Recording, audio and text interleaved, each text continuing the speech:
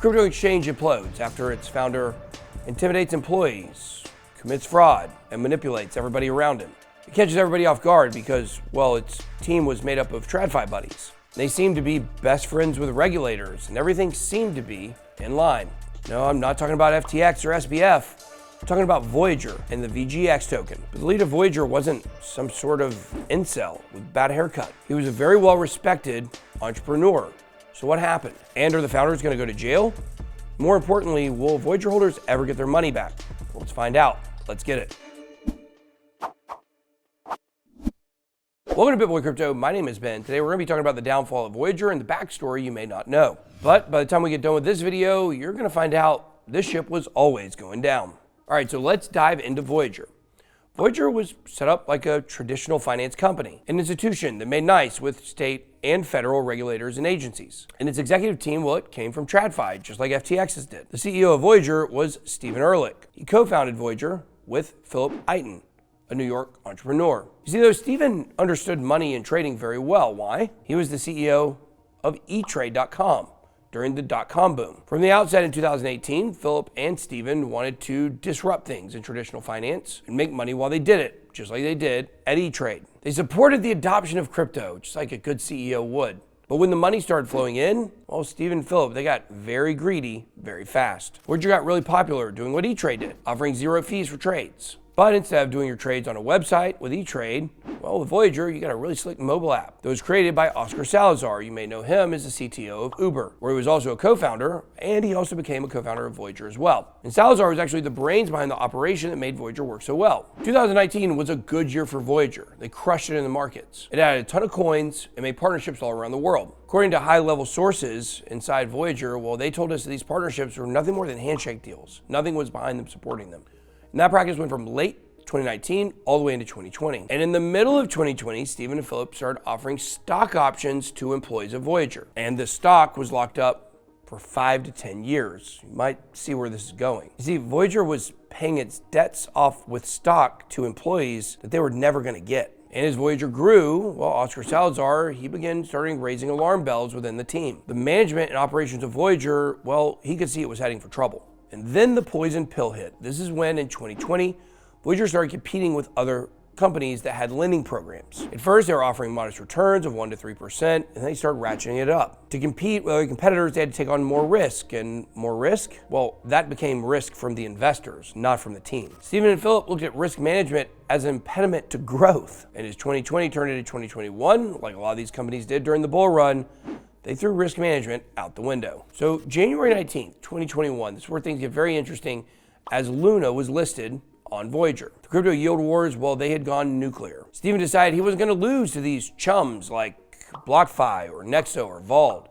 And his mortal enemy, well, that was Alex Mashinsky. And Alex at the current moment was beating Voyager, so Stephen decided to turn up the heat. Kind of like SPF, Stephen went out of his way to try to pay for influencers, celebrities, and spokespeople. Stephen became obsessed with trying to beat Alex Mashinsky and Celsius. On February 16th of 2022, they announced $1.1 billion worth of assets under management. This was a big milestone for Voyager. And according to inside sources again, one of the biggest wallets that Voyager held was Dogecoin.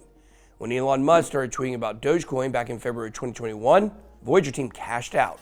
Big time. They encouraged their users to trade Dogecoin with zero fees on their website and their mobile app. And this helped add thousands of users, which pumped the public stock. And when the Voyager stock went up, well, Stephen decided to sell. And around the same time, Voyager started lending customer funds to none other than Three Arrows Capital, who of course ensured high returns and high yield. And for what our research team has learned, well, there were no official documents. This was nothing more than a handshake deal like most of their deals were. And this deal was the beginning of the downfall of Voyager. By now, well, with the money pumping, Stephen was no longer involved in the day-to-day with Voyager. He was mostly attending PR events and sporting events, which I can't blame him. I like sports. It's nice he's not a nerd. But to the board of Voyager, it became very obvious that Stephen only was using Voyager for his image. He didn't care about it any longer. He was simply using it to promote himself. In the end, it was all about M&A. That's right, mergers and acquisitions. Stephen was looking for a way out. He wanted to leave the company behind. He was looking for his golden parachute, if you will. And later in 2021, people started asking questions about trying to force Stephen out from the inside, from the board. And Stephen had been packing the board with sycophants, no doubt about it. You had the CMO, the Chief Marketing Officer, Pam Kramer. She had a budget of $10 million a month, but she was keeping 2 sets of books. Interesting. You also had Marshall Jensen, the head of corporate development, and he knew not to ask any questions. Along with another guy that didn't want to ask any questions. That's right, none other than former officer of the government, Brian Brooks. He was friends with Phil Itan. And once again, not a lot of questions were raised. At the end of 2021, things started to get very shaky for Voyager. On one day, on the Toronto Stock Exchange, stock fell 14%, as they reported a 40% drop in revenue for the year. Stephen knew Voyager was way over leveraged, and in early 2022, he did his part to try to pump Voyager. He had to get the sentiment up because people were starting to turn sour. You see, Steve and Phil, they didn't know there was a shadow whale pumping and manipulating the entire industry. Terra was his first victim, Three Arrows Capital its second, and then it was only a matter of time before Voyager was next. The whale, well, that was Alameda Research and its situationship with FTX. As their house of cards fell apart, so did the rest of the centralized crypto world, especially when it came to lending. And then Voyager fell. Oh, but Three Arrows Capital, they were in deep with Voyager, and this was the cork in the bottle. On June 16th, 2022, Three Arrows Capital failed to meet its margin call, and 11 days later, it defaulted on its Bitcoin and USDC loans. Voyager loaned Three Arrows Capital over $600 million of customer funds, and now they knew they were not going to get it back.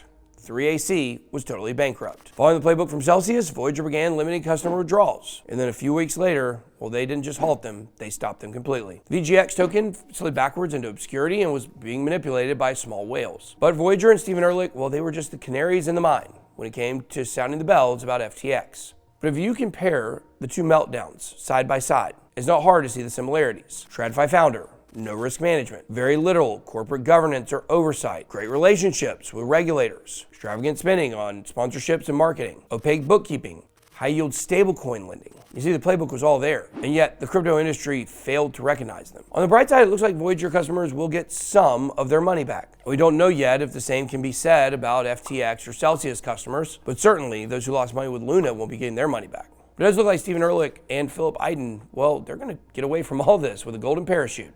And maybe a slap on the wrist at best. Thanks, Gary. You're a great regulator. The Voyager downfall, it was quick and it was dirty.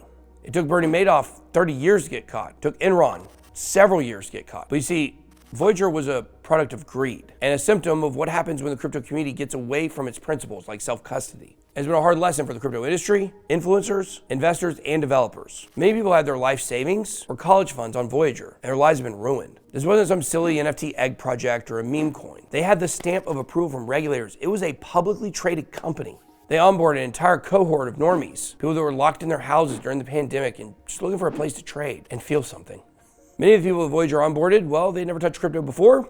Many of them are likely to never touch crypto after. Most people get into crypto for the gains, but you stay for the revolution. And stories like this, well, they point us back to what the revolution is all about. Self-custody, financial responsibility. Two things that Voyager definitely was not about. You see, if crypto is just a pump and dump, pump again, and it's all about money, then what does that really say about this revolution? Maybe Peter Schiff and Warren Buffett are right, but I don't think so. I think that everybody deep down who gets in crypto that stays for the long term, you're here because you believe in something bigger and something greater. Can't allow the greedy people like Stephen Ehrlich and Philip Iden and others to make all the money and ruin crypto for the rest of us. No, it's those of us that are around when all the pieces get crumbled that help put them back together. And I'm here to put them back together with you, Voyager users. Hopefully you're going to be getting your money back soon. Binance US has acquired Voyager. We're still waiting on the details for what that exactly is going to look like, and we'll give you those when they come. That's all I got. Be blessed. BitBoy out.